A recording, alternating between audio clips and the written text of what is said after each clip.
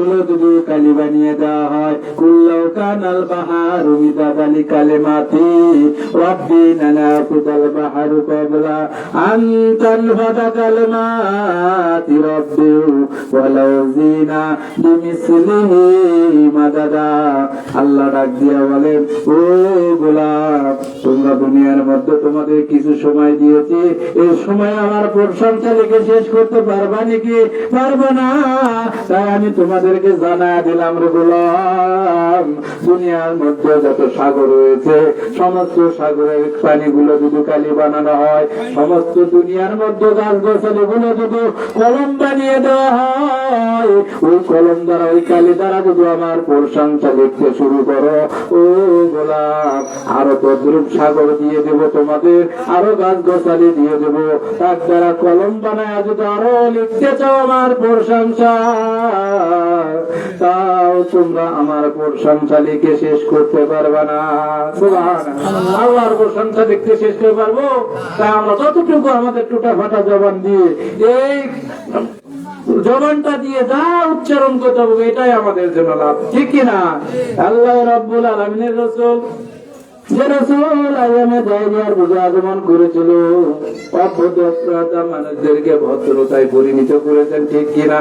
সে সময় অগণিত মানুষ ছিল, তারা কিন্তু এই ইসলামের পথে অভদ্রতা মানে অকর্মের মধ্যে লিপ্ত ছিল। সেই সব মানুষদেরকে ধরে ধরে যাচাই বাছাই করে ইসলামের ছায়া তলে নিয়ে এসেছেন সেই রাসূলের প্রতি দরুদ ও সালাম সকলে বলি সাল্লাল্লাহু আলাইহি ওয়াসাল্লাম।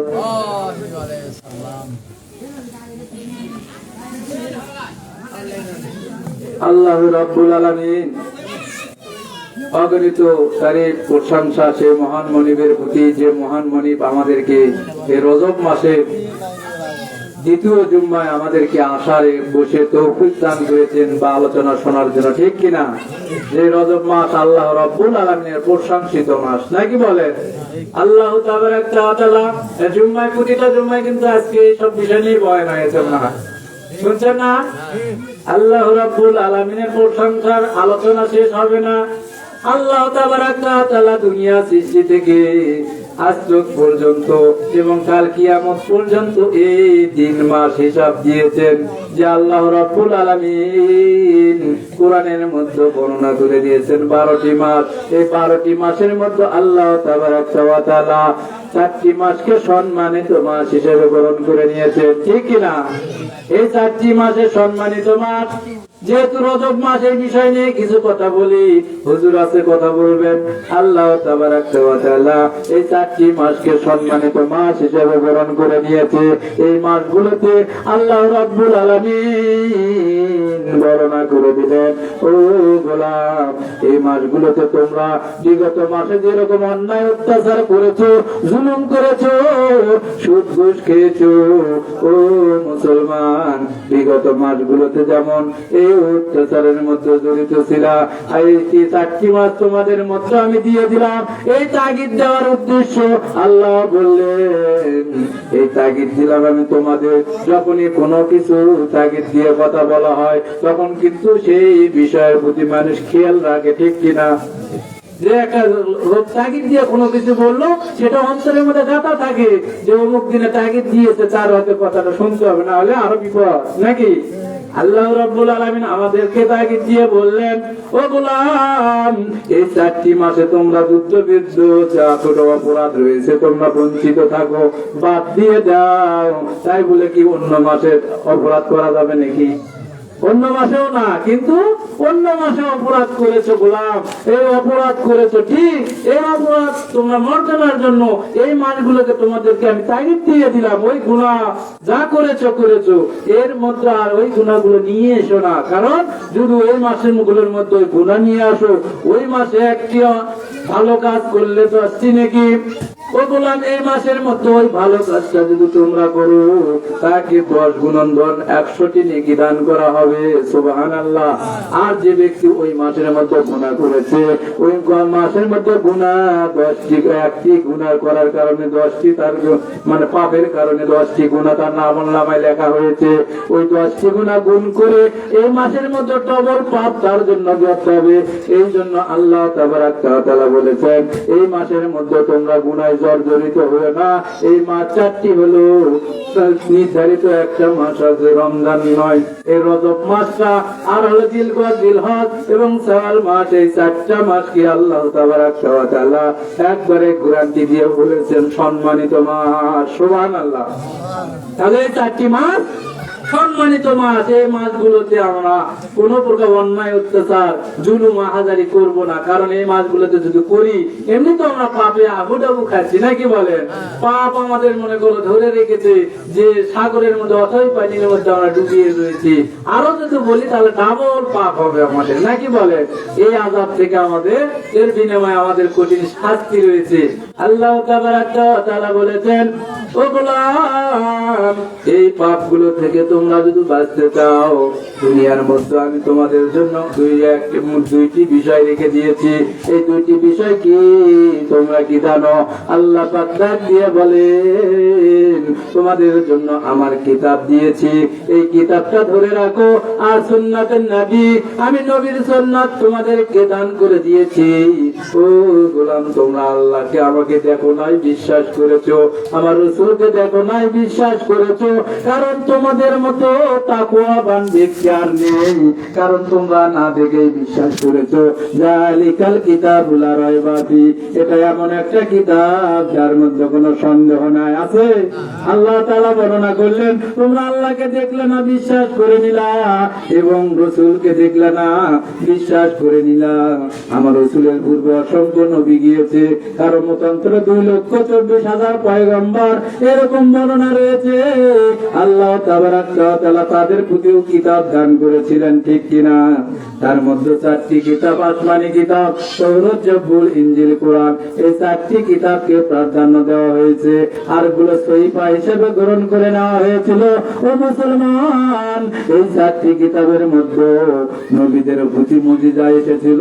আল্লাহর নবী, শেষ নবীর প্রতি এই মুজিজারা এসেছে, তা গ্রান্টেড করে নিয়েছে আল্লাহ তাবারাক ওয়া তাআলা তার বন্ধুর ভালোবাসার কারণে। ওই জন্য আল্লাহ রাব্বুল আলামিন ওই কিতাবের অনুসরণ করে জীবন পরিচালিত করতে বলেছেন, যে আল্লাহর বান্দা গোলাম, তোমরা যদি ওই কিতাবটা অনুসরণ করে জীবন পরিচালিত করতে পারো, তোমাদের আর টেনশন থাকবে না, ভয় থাকবে না। সুবহানাল্লাহ। তাহলে ওই কিতাব অনুযায়ী যদি আমরা চলতে পারি, তাহলে আমাদের কি টেনশন আছে? তার কিতাবের মধ্যে ভালো কথা আছে না, সৎ কথা আছে না? ভালো মন্দ, অন্যায়, অত্যাচার করতে নিষেধ করা হয়েছে। কোন ভাবে চললে কি করা হবে, কি বিষয়ে চললে কিভাবে জীবন পরিচালিত করা যাবে, সব আছে। আছে না? আছে। আমার রাসূল হচ্ছে সেই বিষয় নিয়ে অনুসরণ করি, আমাদেরকে দিক দিয়েছেন যে এই পথে চলো বাবা, তাহলে তোমরা সফল কাম হতে পারবে। আল্লাহ তাবারাক ওয়া তাআলা দুনিয়ার মধ্যে এই নবী আম্বিয়াগণকে পাঠাইছেন আমাদেরকে পথ দেখানোর জন্য। এই পথটা দেখাবেন কে? ওই নবী আম্বিয়াগণ যখন ছিল, এখন কে দেখাবে? এখন তো আমাদের ওই নবী আম্বিয়াগণ নাই, কারণ আল্লাহ তাআলা খাতামুন নবিয়্যিন দ্বারা সিল মেরে দিয়েছেন। তোমাদের মধ্যে সর্বশেষ নবী হলো হযরত মুহাম্মদ সাল্লাল্লাহু আলাইহি ওয়াসাল্লাম। তারপরে আর কোন নবী আসবে না এই জগতের মধ্যে। তাহলে তোমাদেরকে কে এই পড়ানো শোনা বা পথ দেখানোর পদ্ধতি জানায়া দিবে? ও গোলাম, তোমরা জেনে রাখো, জেনে রাখো, তোমাদের মধ্য থেকে এমন আলেম আসবে, তোমাদের মধ্য থেকে এমন পীর পয়গম্বর আসবে, তারা তোমাদেরকে পথ দেখাবেন, ভালো ভালো কথাগুলো বলবেন, কোরআন ও হাদিস থেকে কথা বলবেন। তা যদি তোমরা অনুসরণ করতে পারো, অনুকরণ করতে পারো, আমি রব্বুল আলামিন সেটা কবুল করে নেব। সুবহানাল্লাহ। তাহলে আল্লাহ রব্বুল আলামিনের কথা কাজ এখন প্রচার করবে কি? যারা কোরআন হাদিস রিসার্চ করছে, গবেষণা করে এবং রাসূলের নিয়মে চলে, তারাই তো প্রচার করবে, নাকি বলেন? যারা এই বিষয়ে জানেন না, তারা কি বলবে? চাইবে না, কারণ ওই বিষয় তারা জানে না। আর যে জানে, কোরআনে আল্লাহ পাক বলেছেন আল্লাযী আলামু, যে ব্যক্তি জানে, আর আল্লাযী লা আলামু, আর যে ব্যক্তি জানে না, সে সমান হতে পারে না। তাহলে আমি জানি বা আমরা জানি না, তাহলে আমাদের মধ্যেই বিভেদ আছে, আছে না? যে ব্যক্তি জানে সে ব্যক্তি সব সময় বড়ই থাকে, নাকি বলেন? তাকে সম্মান করতে হবে। এই জন্য আমি বাবা পায়ে হাত দিয়ে বলি যে আলেম ওলামাদেরকে আপনারা সম্মান করবেন, তাহলে আল্লাহ রাব্বুল আলামিন আপনাদের হৃদয়ের মধ্যে, অন্তরের মধ্যে তাকওয়া বৃদ্ধি করে দেবেন, তখন আপনারা ইসলামের পথে পুরোপুরি প্রবেশ করতে পারবেন। তাছাড়া আলেম ওলামাকে গাল দিবেন, রসুলের দরুদ নিয়ে কটূক্তি করবেন, তাহলে ওই মুসলমান সেজে লাভ হবে না। হবে? বলেন। এমনও ব্যক্তি আছে, আমি কিছুদিন আগে দেখলাম, রসুলের দরুদ নিয়ে কটূক্তি করতেছে, ছেলেবেলে কিন্তু সে আমাদের চেয়ে বয়সে অনেক বেশি, কিন্তু আলেম হাফেজ, এমনও ছেলে পেলে, তা না হুজুর? কথা কি খারাপ বললাম, মিথ্যা বললাম? এমনও হুজুর সেজেছে, কিন্তু রসুলের দরুদ নিয়ে কটূক্তি করে কথা বলতেছে, মানে হাসি তামাশা করতেছে। কি রকম সে ঈমান তাদের, আল্লাহ পাকই জানে, আমরা বুঝতে পারলাম না। এইভাবে তারা ইউটিউবে এগুলো ছেড়ে দিয়েছে। তাহলে তাদের ঈমান আর আপনারা যে দরুদ বললেন না, তা আপনাদের ঈমানের মধ্যে কত পার্থক্য আছে না? আল্লাহ রাব্বুল আলামিন, রাসূল বলেছেন লা ইউমিনু আহাদুকুম হাত্তা কুনু হাব্বু ইলাইহি ওয়ালাদিহি ওয়া আলাদিহি ওয়ান নাসি আজমাইন। আল্লাহু আকবার। আল্লাহ রাব্বুল আলামিনের হাবিব বর্ণনা করলেন, ও মুসলমান, আল্লাহ তাআলা ওয়াজ করেন, জানায়া দেন, আল্লাহ বলেন, আমাকে যদি ভালোবাসো ও গোলাম, তাহলে কি করো তোমরা? লা ইউমিনু আহাদুকুম, তাহলে আমার রাসূলকে তোমরা কি করো? ইত্তিবা করো, ভালোবাসো। তাহলে তোমরা কি রকম ভালোবাসবা তোমরা কি জানো? ইত্তিবা করলে, ভালোবাসলে আমাকে পেলে, কিন্তু কি রকম ভালোবাসতে হবে সেটাও জেনে নাও। লা ইউমিনু আহাদুকুম হাত্তা কুনা হাব্বু ইলাইহি ওয়ালাদিহি ওয়ালাদিহি, তোমাদের যে সন্তান রয়েছে, তোমাদের সন্তানকে যেমন ভালোবাসো ও মুসলমান, তেমন ভালো আমার রাসূলকে বাসো। ওয়ালাদিহি ওয়ান নাসি আজমাইন, শুধু তাই বলেই ক্ষান্ত হলেন না, দুনিয়ার মধ্যে যত মানুষ হয়েছে, এই মানুষকে যেমন ভালোবাসো, তুমি তার চেয়ে বেশি আমার রাসূলকে ভালোবাসো। শুধু তাই বলেও ক্ষান্ত হলেন না, আল্লাহ পাক বর্ণনা করলেন, ও মুসলমান, নিজের অন্তরকে মানুষ কতটা ভালোবাসে জানেন? নিজের অন্তরকে মানুষ কিন্তু বেশি ভালোবাসে, কারণ এই মানুষটা তার জীবনটাকে বেশি ভালোবাসে, কোথাও অন্যায় ভাবে যেতে চায় না, কেউ তার যদি শত্রুতা আক্রমণ থাকে সেদিকে কিন্তু যেতে চায় না, হয়তো জীবন নাশের ভয় আছে, ঠিক কিনা? তাহলে আমাদের জীবন নাশের ভয়, কিন্তু আমাদের পরকালের কাজের ভয়। আমাদের দুনিয়াতে আমরা বসবাস করছি, ও গোলাম, এই দুনিয়ার মধ্যে আমরা বসবাস করছি, কিয়ামতের দিনে আমাদের প্রয়োজন যে সম্পদ, সেই সম্পদটা আমাদের কাছে নাই, কিন্তু আমরা দুনিয়া নিয়ে তামাশা করছি। এই তামাশার মধ্য থেকে আমরা ওই কালের সম্পদটা কি অর্জন করতে পারবো? বলেন পারবো? তাই ওই তামাশা না করে ও গোলাম, আল্লাহ তাআলার কোরআনুল কারীম এবং তার রাসূলের সুন্নাত অনুযায়ী যেমনই আমার অন্তরকে ভালোবাসি, তেমনি আমার মহব্বতের রাসূলকে ভালোবাসতে হবে, ঠিক না? তাহলে রাসূলকে সেরকম ভালোবাসতে হবে নিজের জানের চাইতে, যে জানটাকে মানুষ বেশি ভালোবাসে। আমার আল্লাহ বর্ণনা করলেন, ওয়াজ করে দিলেন, ও গোলাম, তোমরা কি জানো দুনিয়ার মধ্যে মহব্বত করেছি আমি জানায় দিচ্ছি। সাহাবীরা বর্ণনা করলেন, ইয়া রাসূলুল্লাহ, আপনার আল্লাহ বা আমাদের আল্লাহ জানায় দিয়েছে যে মহব্বতের বিষয়, এই মহব্বতটা দুনিয়ার মধ্যে কতটি। আল্লাহ পাক করে জানায় দেন রাসূলকে, ও রাসূল, তুমি ঘোষণা করে দাও, আমার 100টি রহমত, 100টি মহব্বত থেকে আমি দুনিয়ার মধ্যে শুধু একটা মহব্বত দিয়ে দিয়েছি। এই একটা মহব্বতের কারণে তোমরা ছেলেকে ভালোবাসো, বাবা মাকে ভালোবাসো, আত্মীয় স্বজনকে ভালোবাসো, আরো অনেক ভালোবাসা রয়েছে, এবং ছেলে ছেলে মেয়ে মেয়ে ভালোবাসা রয়েছে। ও মুসলমান, এমনও ভালোবাসো যে নিজের জীবনকে নষ্ট করে ফেলো, ঠিক কিনা? অনেকে ভালোবাসার কারণে ছেলে মেয়ে যখন আত্মহত্যা করে গাছের দড়ি দিয়ে জ্বলে থাকে, থাকে না? দেখছেন না এরকম? তাহলে দুনিয়ার মধ্যে ও মুসলমান, একটা ভালোবাসা আমার তাবারাক ওয়া তাআলা দিয়েছে। তার কারণে দেখো ছেলে মেয়ের সাথে কিছু সম্পর্ক হওয়ার কারণে গাছে ঝুলে মৃত্যুবরণ করে, কিন্তু এটা আসলে ঠিক নয়। কি ভালোবাসা তোমার একটা ভালোবাসার কারণে প্রকাশ পেয়েছে। ও মুসলমান, বাবাকে ভালোবাসো, মাকে ভালোবাসো, কিন্তু না তোমরা কি করেছো, ওই দিকে ভালোবেসে নিজের জীবন নষ্ট করেছো। ও মুসলমান, এমনকি অন্যায় ভাবে জিনা কাজেও লিপ্ত হয়েছো, কিন্তু তোমরা জানো না এই ভালোবাসা শুধু একটা ভালোবাসা। আমার রব বলেন, খলিক সৃষ্টিকর্তা বলেন, ও মুসলমান, একটা ভালোবাসার কারণে দুনিয়ায় তোমরা মিটে গিয়েছো। দুনিয়া থেকে যে তোমাদের ক্ষণস্থায়ী জায়গা, এই জায়গা থেকে তোমাদেরকে যে প্রত্যাবর্তন করতে হবে, তোমরা কি খেয়াল রেখেছো? এই প্রত্যাবর্তনের সময় শুধু তোমাদের জন্ম থেকে মৃত্যুর সময়টুকু নাকি বলেন? আল্লাহ রাব্বুল আলামিন এই জন্ম থেকে মৃত্যুর মধ্যে যে সময়টুকু, এটুকুর বাহাদুরি তোমাদের, এর হিসাবটাই কিন্তু আল্লাহ তাআলা নেবেন, ঠিক কিনা? তারপরে কোন হিসাব নেবেন?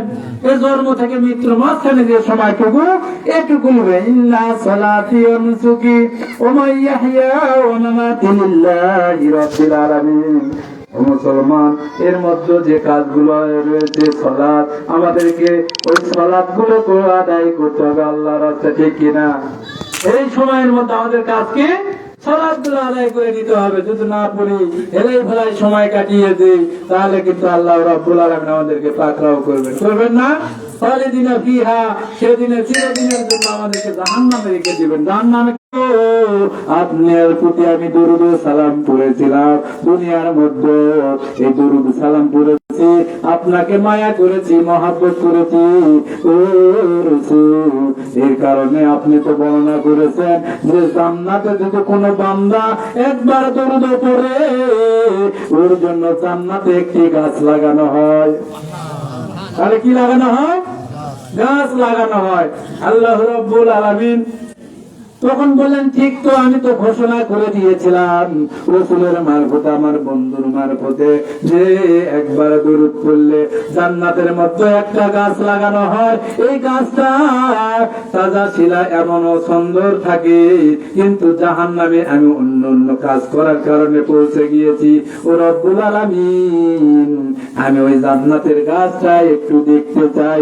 আল্লাহ পাক বলবেন, তুমি তো নেচার বান্দা, ও বান্দা, তুমি গাছটা যদি দেখতে চাও, যাও যাও, যেহেতু তোমার নামের গাছ, তোমার রাসূলকে মহব্বত করার কারণে তোমার গাছ রোপণ করেছো, সেই গাছে ফল ধরেছে কিনা, যাও। সে জাহান্নাম থেকে কি করবে? জান্নাতে গিয়ে ওই গাছটা দেখার জন্য যাবে। আল্লাহ রাব্বুল আলামিন বর্ণনা করলেন, যদি কারো সম্পদ যদি কোথাও থাকে, সেখানে যাবে না? যাবে। যদি এখান থেকে আমরা বগুড়া আগে একটা বাড়ি কিনি, তাহলে সেখানে আমরা মাঝে সাথে যাবো না? মাঝে সাথে কিন্তু দেখতে যাবো, এটা আমাদের অধিকার, কারণ ওখানে আমার ভাই